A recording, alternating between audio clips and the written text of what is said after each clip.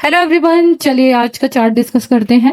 आज लाइव में ही मेरा जो व्यू था शुरू से ही सेलिंग साइड का था और मुझे पता नहीं था न्यूज़ में आज आरबीआई पॉलिसी है, नहीं तो फिर एक स्ट्रेटजी रहती है वो भी अच्छा काम करती है। पिछले 2-3 बार की आरबीआई पॉलिसी में तो बड़ा बड़ा मूव आया, इस बार तो थोड़ा सा साइडवेज रह गया।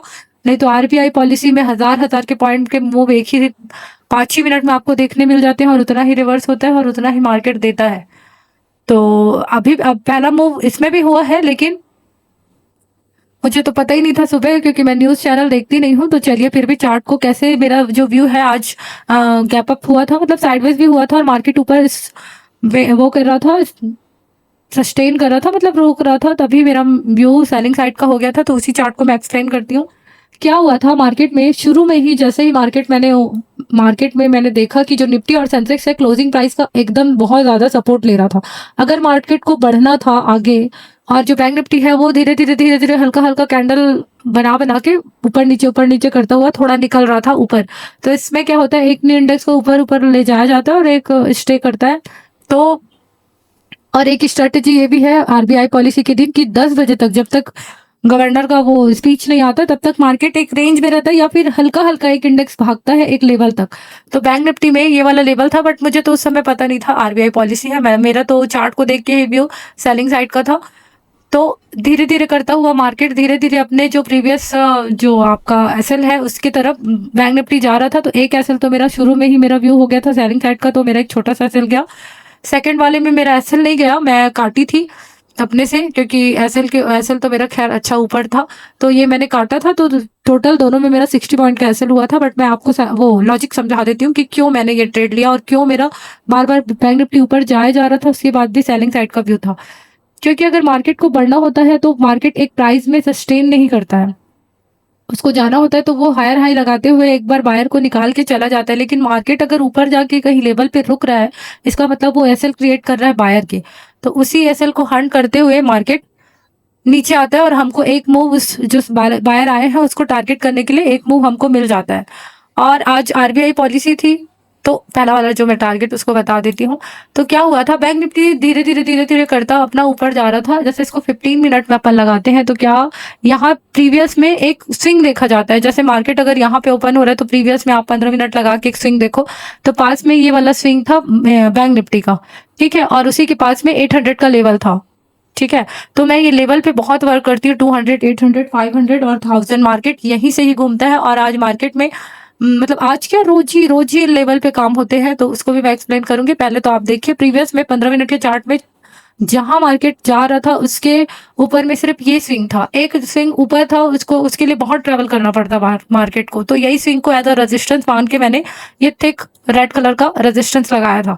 मार्केट धीरे धीरे इस रेजिस्टेंस को क्रॉस करता हुआ बढ़ भी रहा था, लेकिन निफ्टी और सेंसेक्स क्या कर रहे थे, उतना नहीं बढ़ पा रहे थे। लेकिन फिर भी मैंने कहा था कि ये जो निफ्टी है वो, निफ्टी में मैं नहीं दे रही हूँ सेलिंग का, क्योंकि निफ्टी मुझे लग रहा है कि एक बार जो ये अपना 500 में वीक बना के 23,500 में वीक बनाया है, उसको एक बार एक छोटे से कैंडल के साथ क्लियर कर ले, उसके बाद ही निफ्टी में हमारा सेलिंग साइड का बनेगा। क्योंकि मार्केट में अगर उसको सेलिंग में आना है तो एक बार तो निफ्टी में ब्रेकआउट करेगा 23,500 का। और सेम मार्केट ने सिमिलर वैसे ही ब्रेकआउट करके एक कैंडल क्लोज किया 1 मिनट का, और उसके बाद हमारा ट्रेड निफ्टी में भी सेलिंग साइड का बना। बाकी निफ्टी का तो खैर एकदम अच्छे लेवल पे बना, लेकिन बैंक निफ्टी फिर भी ब्रेकआउट पे ब्रेकआउट, क्योंकि आज आरबीआई पॉलिसी थी 10 बजे तक वो मार्केट ब्रेकआउट ही कर रहा था, 10 तक। तो 10-5 को आ जाता है मूव। देखती हूँ ये मूव कितना बजे आया, देखो 10:30, ये वाला जो फर्स्ट मूव है ऐसे 10 को आया है। फिर उसके बाद एक बार और सबका साइकोलॉजी चेंज करने के लिए मार्केट वो जो प्रीवियस स्विंग है ना उसके ऊपर भी एक बार लेके गया है मार्केट। फिर उसके बाद ये मूव स्पीच आने के बाद आया है, लेकिन हमको जो बायर आए थे उसी को टारगेट करने के लिए एक मूव पकड़ना था जो हमने पकड़ा।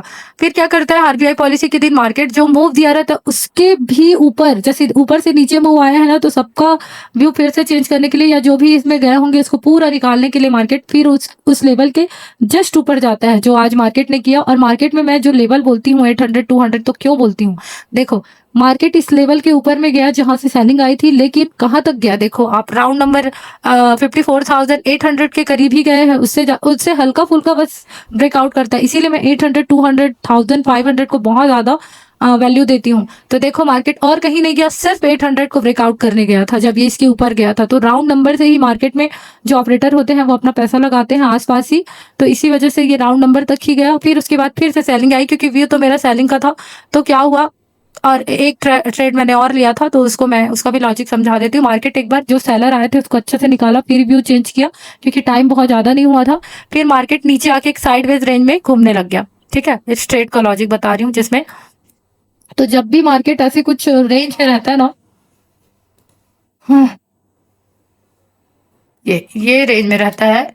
ठीक है, तो जब ये रेंज में था उसके बाद एक ब्रेकआउट आया, देखो हल्का सा, तो ये ब्रेकआउट में ना फिर अब देखो मार्केट में जो सेलिंग आया था वो पूरा रिवर्स हो गया है ऊपर तक। उसके बाद भी नीचे आके मार्केट एक रेंज बना रहा है और उस रेंज का ब्रेकआउट कर रहा है। मार्केट को अगर सीरियसली यहाँ से ऊपर जाना होता तो इस रेंज का पहले ब्रेकडाउन करता तो लोगों को सेलिंग में भरता, उसके बाद ऊपर जाता। लेकिन इस रेंज का ब्रेकआउट हुआ है, मतलब लोगों को बाइंग की तरफ, चलो ये रेंज बना है उसको मैं निकाल के ऊपर जा रहा हूँ, ऐसे दिखा है। यहाँ पे बायर आए होंगे, यहाँ भी बायर सेलर भी आए होंगे, क्योंकि इतना बड़ा मूव को देख के अगर वो थोड़ा भी नीचे आके कंसोलिडेट करता है तो बायर के तो ऐसे थे पहले, लेकिन और बायर को थोड़ा सा अच्छे प्रॉफिट में, मतलब वो लाने के लिए, बायर को सपोर्ट दिखाने के लिए कि मैं बाइंग में जा रहा हूँ करके, एक इस रेंज का ब्रेकआउट हुआ, यहीं पे एक सेलिंग की मूवमेंट बना था। फिर अब देखो मैं 200 का भी लेवल क्यों बताती हूँ, जैसे पहला वाला जो सेलिंग आया है ना वो भी कहाँ पे आके रुका, बताओ आप कहाँ पे आप क्लियर देख पा रहे हो, 200 54,200 पे ही एग्जैक्ट आके रुका है। उसके बाद मार्केट रिवर्स हो गया, ऊपर गया तो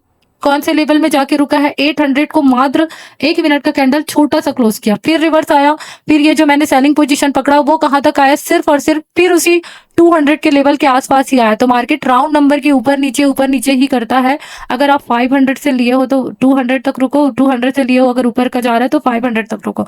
मार्केट एक लेवल टू लेवल काम करता है, और हम मेरे चैनल में तो मैं तीनों का कंपैरिजन करके बताती हूँ, तो वो और अच्छा एसएल हंट करने के लिए और लोगों की साइकोलॉजी पढ़ के एसएल हंट करना हो तो प्रॉफिटेबल होने के चांस ज्यादा रहते हैं। मतलब आपके ट्रेड सही होने के व्यू समझ में आता है तीनों को, अगर आप मिला के देखते हो तो सीखते रहिए मेरे साथ। बैंक निफ्टी में ही एक्सप्लेन करने का था, और निफ्टी और सेंसेक्स तो इसी के अकॉर्डिंग ही चला है।